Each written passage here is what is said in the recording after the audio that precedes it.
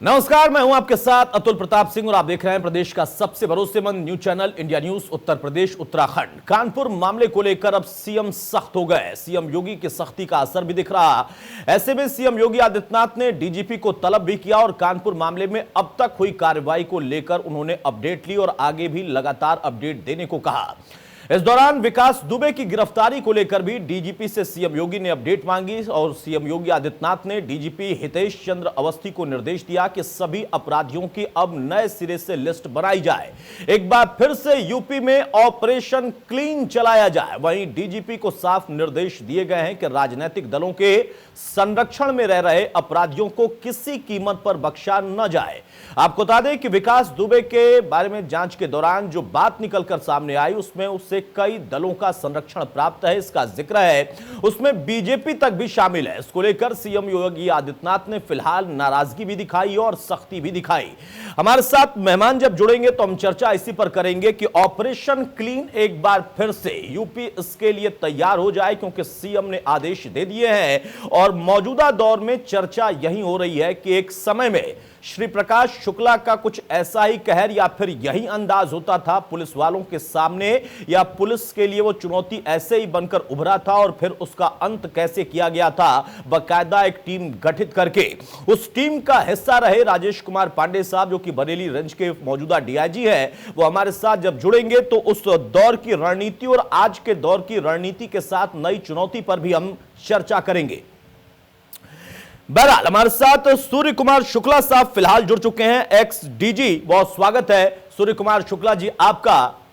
सीधा सवाल यही है शुक्ला साहब, जो घटना घटित हो गई वो वाकई बहुत बड़ी चुनौती को संकेत दे रही है, लेकिन आप खुद कैसे देख रहे हैं इस घटनाक्रम को कि एक ऐसा गुंडा और वो पुलिस को इस तरीके से सीधा टारगेट करे? और जैसे इनपुट अभी तक निकल कर आए कि पुलिस वालों ने जब गोलीबारी शुरू हो गई तो अपने आप को बचाने की कोशिश की, इधर उधर छिपने का प्रयास किया और सीधा ये भी कहा कि अगर हमें टारगेट ऐसे करोगे तो बचोगे नहीं, और फिर भी सीओ को, दरोगा को सिर में सटाकर गोली मार दी जाए। ये किस तरीके का क्राइम ऑफ नेचर है और इसका मोटिव क्या दिख रहा है?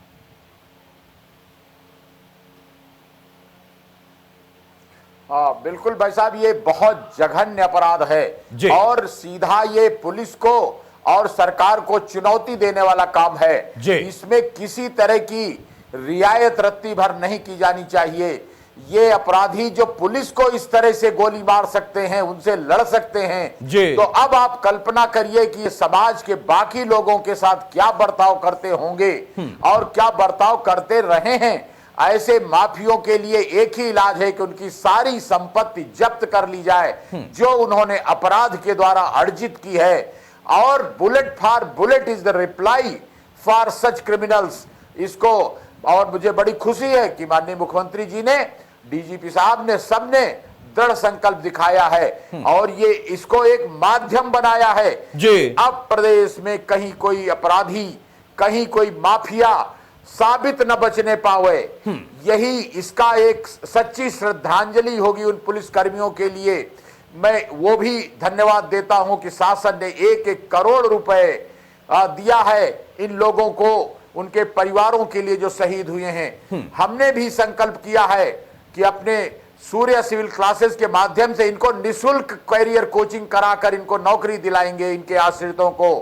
और इतना ही नहीं, आज ये मौका है कि हम अपनी सारी आपराधिक व्यवस्था का, आपराधिक दंड प्रणाली की समीक्षा करें कि ऐसे अपराधी कैसे बच गए कि सन 2001 में इसने संतोष शुक्ला का मर्डर थाने के अंदर जाकर किया था। अगर न्याय व्यवस्था कायदे से काम करती तो अब तक कई बार इसको फांसी और आजीवन कारावास हो चुका होता। लेकिन दुर्भाग्य ये कि धन बल से, जन बल से और अपने राजनीतिक संपर्कों का लाभ लेकर इस प्रकार के माफिया, देखिए कि पब्लिक को कितना उन्होंने सताया होगा। बिल्कुल उनकी हिम्मत इतनी पड़ी है कि वो पुलिस पर गोली चला रहे हैं। और हमको अब अपने कानूनों में भी और परिवर्तन की जरूरत है कि ये माफिया पहले राजनीतिक संपर्क बनाते हैं, इस पर जांच होनी चाहिए कि कितने मुकदमे इस बदमाश के किसने वापस ले लिए हैं, जिनकी वजह से ये बचता रहा। और कानून की किताब से यानी कि जो हम लोगों की क्रिमिनल प्रोसीजर कोड है, आपराधिक दंड प्रक्रिया संहिता, उससे ये प्रोविजन खत्म कर देना चाहिए जो किसी के मुकदमे वापस लेने का की व्यवस्था है और उसके कारण ये राजनीतिक संपर्क बना करके अपने मुकदमे वापस ले लेते हैं। इसका भी इंतजाम होना चाहिए कि गवाह तोड़ने का काम, गवाहों को खरीदने का जो काम होता है वो भविष्य में न हो पाए। बिल्कुल बिल्कुल सूर्य कुमार शुक्ला जी, देखिए आपने जो बातें कही हैं वो बहुत महत्वपूर्ण है और कई बार ऐसी घटनाओं पर जब हम चर्चा करते हैं, हालांकि ये तो बिल्कुल अलग तरीके की लंबे समय के बाद की घटना है, तो ये मुद्दे उठते हैं कि न्यायिक प्रक्रिया में फिर और तमाम तरह की चीजें, आईपीसी, सीआरपीसी, उसमें क्या बदलाव होना चाहिए, पुलिसिंग के लिए क्या बदलाव होना चाहिए, लेकिन फिर वो मामला ठंडा होता जाता है। इस पूरे प्रकरण में मैं एक चीज समझना चाह रहा हूं आपसे कि एक ऐसा शातिर अपराधी जिस पर 60 से ज्यादा गंभीरतम मुकदमे हो, वो अगर इस तरीके का काम कर रहा है तो इसमें इंटेंशन किस तरीके से आप समझ पा रहे हैं कि क्या उसकी रही होगी? क्योंकि अगर उसको पता भी चल गया, खबरी उसके हैं, मुखबिर हैं, इनसाइडर हैं, उसको पता चल गया कि पुलिस जमीन के मामले में दबिश देने आ रही है, तो मुझे नहीं लगता कि वो इस तरीके से 8-8 पुलिस कर्मियों को सीधे टारगेट कर देगा या पुलिस पर फायरिंग कर देगा, जबकि वो शातिर है, उसे पता है कि मुकदमों से तो बचना उसे आता है। यहां पर आखिर ऐसा क्या हुआ होगा?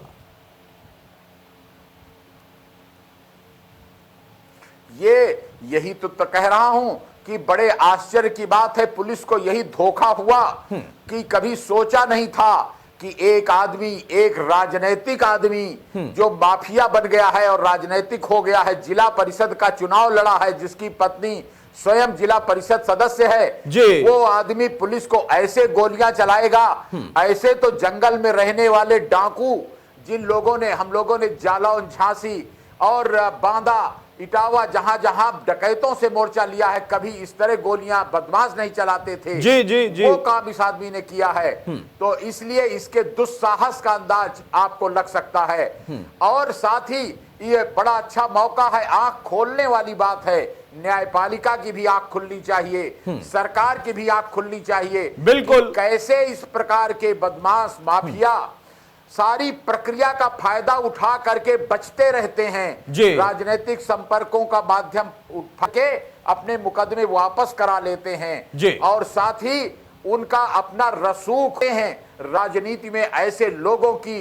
इनको चुनाव न लड़ने की भी कानून बनना चाहिए। जैसे टीएन शेषन जी ने पूरे देश की चुनाव व्यवस्था को एक क्रांतिकारी परिवर्तन किया था, आज देश के चुनाव कानूनों में भी ऐसा कानून लाने की जरूरत है कि कोई भी हिस्ट्री सीटर, कोई भी बदमाश वो हमारी लोकतांत्रिक प्रक्रिया का फायदा उठाकर समाज के लिए कलंक न बन जाए, सारी व्यवस्था के लिए चुनौती न बन जाए। बिल्कुल सही कहा आपने सर कि व्यापक तौर पर बदलाव की जरूरत है। और सूर्य कुमार शुक्ला साहब, देखिए आपने बहुत एक लंबा समय इस सेवा में रहकर दिया है और तमाम आपने मुठभेड़ें की हैं, तमाम तरह की चुनौतियों से आप लोग निपटे हैं और आपने बड़ा अहम यहां पर जिक्र किया कि ऐसे तो डाकू तक वो भी इस तरीके से सीधे सीधे पुलिस से नहीं भिड़ते हैं या फिर इस तरीके की फायरिंग नहीं करते हैं या इस अंदाज में सिर में गोली सटाकर मारने जैसा कृत्य नहीं करते हैं। नक्सलियों का तो हमने सुना था, ये आप लोगों को भी पता होगा, लेकिन यहां इस तरीके का इंटेंशन दिखाना ये अभी भी समझ से परे है कि इसका मोटिव क्या था। वो भी ऐसा शातिर आदमी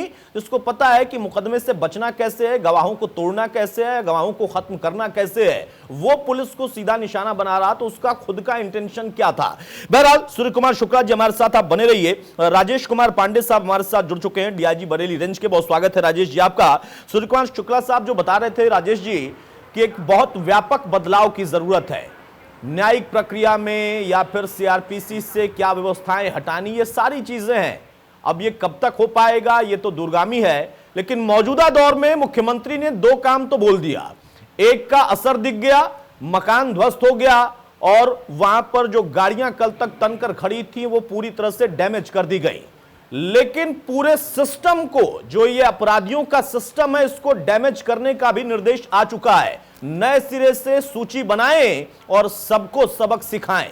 चुनौती बड़ी है। एक बार फिर से उत्तर प्रदेश विशेष अभियान के लिए तैयार हो चुका, क्योंकि आप उस अभियान का हिस्सा रहे हैं जब यहां पर श्री प्रकाश शुक्ला का एक दौर भी इस प्रदेश ने देखा है। राजेश जी।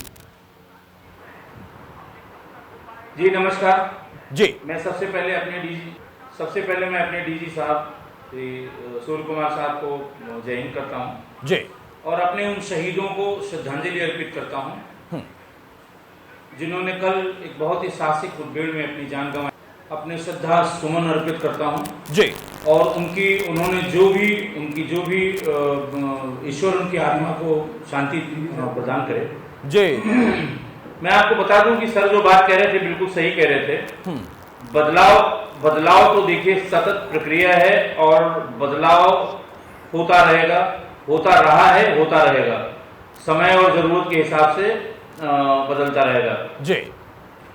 जहां तक इस घटना की बात है, बहुत ही कायरतापूर्ण ये घटना हुई है और माननीय मुख्यमंत्री जी के जिन आदेशों का आपने जिक्र किया वो आदेश पहले से ही हैं और आपने प्रदेश में अपराध में जो बदलाव पिछले 2-3 साल में देखे हैं वो सबकी जानकारी में है, सबकी नजर में है। बिल्कुल। लेकिन ये कुकुर मुत्ते की तरह बरसातों में ऊग आने वाले इस तरह के अपराधी हैं, इनको किसी भी तरह से नहीं बख्शा जाएगा। और उत्तर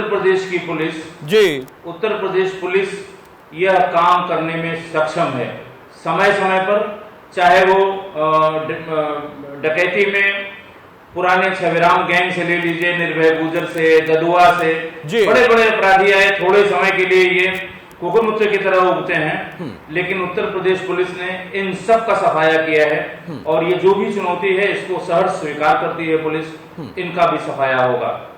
राजेश जी, आपने कहा कुकुर मुत्ते, मैं आपकी बात को स्वीकार करूंगा, लेकिन उसमें एक चीज पर मैं जरूर ये कहूंगा कि ये ऐसे कुकुर मुत्ते हैं जो कि सीजनल नहीं, ये तो ऐसे कुकुर मुत्ते हैं कि 60 मुकदमे इन पर गंभीरतम वाले हैं और तब भी इनकी बादशाहत चल रही थी। अब यहां तमाम राजनीति भी आ जाती है, तमाम बातें होती है, मैं उस पर आप लोगों को नहीं ले जाऊंगा, लेकिन ये ऐसे कुकुर मुत्ते संरक्षण में पलते ही रहे, ये सीजनल नहीं है, ये अपने आप में बहुत अहम है। और ये कुकुर मुत्ते ऐसे हैं जिनके इनसाइडर पुलिस की टीम के अंदर हैं। यहां पर जिक्र हो रहा है कि पुलिस टीम के अंदर से ही मुखबिरी हुई है। देखिए अतुल जी, मैं समेकित भाव से इनको ये शब्द इस्तेमाल कर रहा हूं। जी जी जी। कुकुर मुत्ते का जो ये उगते हैं या जो आते हैं, ये सड़ी हुई लकड़ियों पे, सड़ी हुई जगहों पे, पानी मिलने के बाद, खाद मिलने के बाद ये अचानक निकल आते हैं। जी, मैं इशारे में कह रहा हूं, आप समझ रहे होंगे, लेकिन हमारे लिए, पुलिस के लिए ये कुकुर मुत्ते हैं, इनका समय है। आज ये हो सकता है हमारे शूरवीरों पे, आज हमारे जवानों पे भारी पड़े हों और उनकी जान चली गई, लेकिन ये कभी सिस्टम पे, ये कभी यूपी पुलिस पे भारी नहीं पड़ सकते। बिल्कुल, आप देखिएगा, समय बताएगा। इनके जैसे पता नहीं कितने आए और गए और इनका भी समय आ गया है। देखिए, मैं आपकी बात को बिल्कुल समझ गया, आपने इशारों में वो बात कही और फिर मैंने भी उसी पर ये कमेंट इसीलिए किया था कि पुलिस पर ऐसे कुकुरमुत्ते, वो चाहे सीजनल हो या फिर राजनीतिक संरक्षण प्राप्त करने के बाद अपने आप को लंबे समय तक सरवाइव कर ले गए, तो भी ये भारी नहीं पड़ सकते। इनका समय आया है और आएगा भी, अगर इस तरीके के ये कृत्य करेंगे। सूर्य कुमार शुक्ला जी, जैसा राजेश जी बता रहे हैं कि पुलिस अपने आप में बहुत मजबूत होती है, उसी को पुलिस हम मानते हैं, लेकिन यहां पर एक सवाल बहुत अहम है। आपने तमाम बदलावों का जिक्र किया। इस प्रदेश में हमने देखा है अलग अलग दौर में, अलग अलग बेल्ट में तमाम इस तरीके के बाहुबली पनपते रहे या बाहुबलियों के संरक्षण में छोटे छोटे इस तरीके के गुंडे मवाली पनपते रहे और राजनीति से उनका जुड़ाव रहा और आप लोगों के लिए भी चुनौती रही है। कहने में मुझे कभी हिचक नहीं है कि राजनीति प्रवेश कर जाती थी तो आप जैसे लोगों के लिए भी एक चुनौती आ जाती थी। लेकिन अब यहां पर एक बार फिर से विशेष अभियान का जिक्र हो रहा, राजनीतिक तौर पर भी मांग उठ रही है कि ऐसा होना चाहिए। कल्याण सिंह का या उसके बाद भी कई बार या उसके पहले भी कई बार या पुलिस प्रशासन के स्तर पर भी कई बार ऐसे कदम उठाए गए। आज पूरे प्रदेश के लिए किस तरीके का अभियान चले ताकि सिर्फ एक विकास दुबे नहीं, ऐसे दुबे या फिर ऐसे जितने भी हैं मवाली गुंडे, उनको यह अंदाजा लग जाए कि गुंडई इस तरीके की चल नहीं पाएगी और पुलिस को तो सीधे चुनौती देने का कोई मतलब ही नहीं है।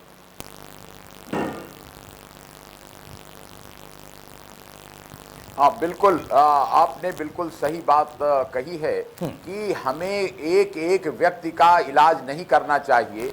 हमें बुद्धिमान व्यक्ति की तरह घटनाओं और व्यक्तियों पर विधवा विलाप करने के बजाय व्यवस्था का इलाज ऐसा कर देना चाहिए कि कोई भी दोबारा विकास दुबे जैसा दुर्दांत अपराधी न पनपने पावे।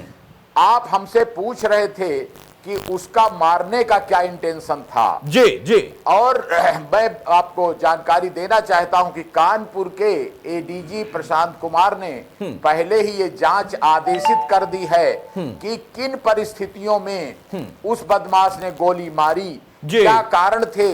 वो 307 का मुकदमा जो 2 दिन पहले कायम हुआ था, उसकी क्या असलियत है। पुलिस किस नियत से 1 दिन पहले थाना अध्यक्ष स्वयं क्यों गए थे। क्योंकि एक बात आपको बता दूं कि हमारी पूरी सहानुभूति है, हमारी श्रद्धा, हमारे पुलिस परिवार के लोग शहीद हुए हैं, लेकिन इतना बताऊं कि हम परिकल्पना करते हैं उस पुलिस की जो निष्ठावान हो, ईमानदार हो, जनता के प्रति अच्छा व्यवहार करने वाली हो। क्योंकि हमारा पुलिस का आदर्श रहा है कि वज्र से भी कठोर दुर्जनों के लिए और फूल से भी कोमल सज्जनों के लिए।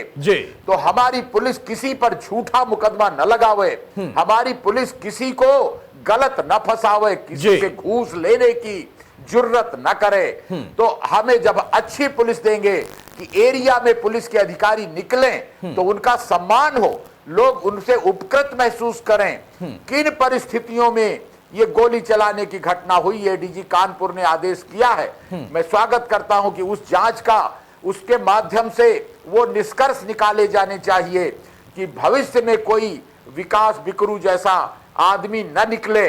और जो ये हमारी राजनीतिक व्यवस्था का, लोकतांत्रिक व्यवस्था का दुरुपयोग इस प्रकार के मनबढ़ गुंडे करते हैं कि अपना संपर्क बनाकर ये सोचकर दोस्ती करते हैं कि नेताजी से कह के हम अपने मुकदमे वापस ले लेंगे। पैसा खर्च करके हम वकीलों के माध्यम से अपने सारी जमानत खड़े खड़े करा लेंगे। इसी धारणा के कारण कि हम बच जाएंगे, इस कारण इस प्रकार की घटनाएं होती हैं। अब अगर वो आदमी भाग गया, सोचिए, अब वो भागने के बाद अगर उसकी जमानत हो गई, कई बार मर्डर कर चुका है, थाने में उसने घुस के संतोष शुक्ला का मर्डर किया, उसमें वो बरी हो गया। सोचिए कि हमारी व्यवस्था इतनी लचर क्यों है कि अगर वो उसने नहीं मर्डर किया तो किसने मर्डर किया। बिल्कुल क्यों बंद हो गई, गवाह क्यों टूट गए। जब तक गवाहों को भी सुरक्षा का पूरा इंतजाम हम नहीं करेंगे, जैसे ही घटना मर्डर की हुई, अगर उसी समय सारे गवाहों का 164 सीआरपीसी के अंतर्गत बयान दर्ज हो जाता, फला गवाह ने देखा है कि मारते, फला गवाह ने इसका हथियार दिया है, फला सारी चीज की रिकॉर्डिंग हो जाती। इसीलिए मैं कहता हूं कि जब तक हम लोग जड़ का इलाज नहीं करेंगे, तब तक इसी तरह विधवाओं की तरह विलाप करके फिर हम थोड़े दिन में चुप हो जाएंगे और गुंडे फिर हावी हो जाएंगे। ये दुर्भाग्य है हमारी व्यवस्था का कि हम जड़ से इलाज करने में पीछे हटते हैं। न्यायिक सुधार की तुरंत जरूरत है। हमारी वर्तमान आपराधिक दंड प्रणाली फेल हो चुकी है, इसमें जगह जगह छेद हैं। बिल्कुल, देखिए ये एक अनुभवी एक्स डीजीपी भी कह रहे हैं और मौजूदा दौर के पुलिसकर्मी भी इस बात को स्वीकार करते हैं और कई बार इन पर चर्चा हुई है। सूर्य कुमार जी, आप लोगों ने भी अपने रहते बहुत सारे प्रयास करने की कोशिश की है, लेकिन राजनीति की वजह से, मैं कहने में बार बार ये कह रहा हूं कि मैं हिचकूंगा नहीं, कि राजनीति के वजह से ही आप लोगों के लिए भी चुनौती आती थी और फिर पुलिस के ऊपर भी सवाल उठता है और उसी पुलिस के अंदर भी राजनीति हो गई, राजनीतिकरण पुलिस का हो गया। ये भी इस प्रदेश की एक विडंबना है, ये भी एक सच्चाई है। राजेश कुमार पांडे साहब, वैसे तो ये गोपनीय होता है, मैं पूछूंगा जरूर और आपको जितना बताना है उतना ही बताइएगा, लेकिन इस तरीके के जो क्रिमिनल्स होते हैं और उनके लिए जो विशेष अभियान या और तमाम लोगों के लिए जो विशेष अभियान की बात होती है, जैसा इसके पहले एक दौर में हो चुका है, क्योंकि यहां पर जो नेचर ऑफ क्राइम है वो वैसा ही जैसा श्री प्रकाश शुक्ला का एक दौर हुआ करता था कि वो सीधे पुलिस से भिड़ने में भी बाज नहीं आता था। वो जब हजरतगंज में घेरा गया या फिर तमाम जगहों पर नाकों पर ये चर्चा होती थी कि एक गाड़ी आती है इस कलर की और उसमें AK-47 दिखती है, पुलिस पीछे हट जाती है, वो दौर भी हमें याद है। अब यहां पर अगर विशेष अभियान चलाया जाएगा फिर से, जैसा पहले से भी निर्देशित है, अब और तेज होगा, तो वहां पर कैसे इन लोगों को टारगेट किया जाता है, किस तरीके की नीति पर काम करते हैं?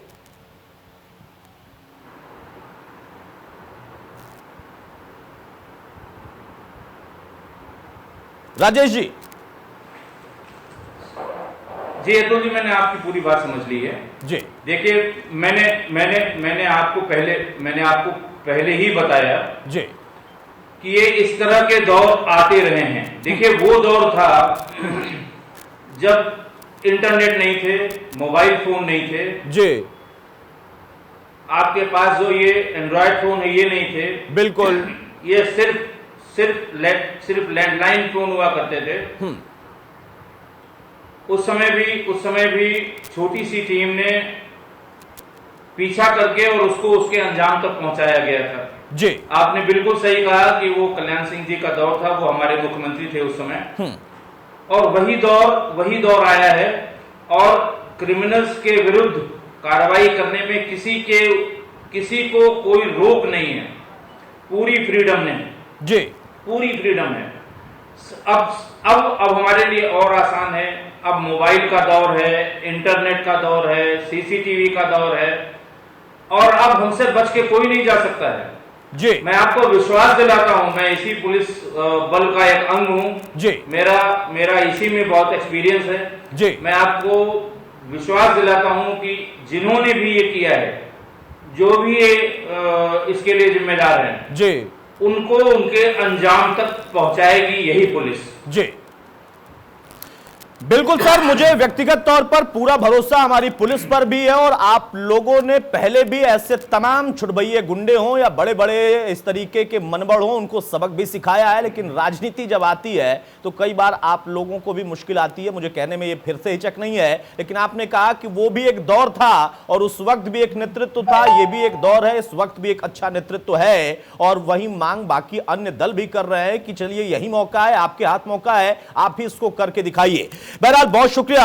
सूर्य कुमार शुक्ला साहब आपका और राजेश कुमार पांडे साहब आपका हमारे साथ जुड़ने के लिए। और दोनों ही मेहमानों ने देखिए अपना अनुभव साझा किया और मौजूदा दौर में किस तरीके के निर्देश पहले से थे और अभी भी हैं, और इस घटना के बाद और उसमें क्या बदलाव की जरूरत थी, उस पर काम शुरू हो गया है। और अब वो दिन दूर नहीं, उम्मीद करेंगे कि ना सिर्फ घर जमींदोज हुआ है, गाड़ियां तोड़ी गई हैं, बल्कि इस विकास दुबे का नेक्सस भी टूटेगा। और सिर्फ एक विकास दुबे की बात नहीं, बड़ा प्रदेश है और उसमें बड़ी चुनौतियां हैं। वहां राजनीतिक संरक्षण कहां कहां किसका किसका था, और किसी भी दल का अगर है तो उस पर बख्शा ना जाए, वो उस पर प्रहार सीधा हो, इसकी उम्मीद आम जनता जरूर करती है। नमस्कार।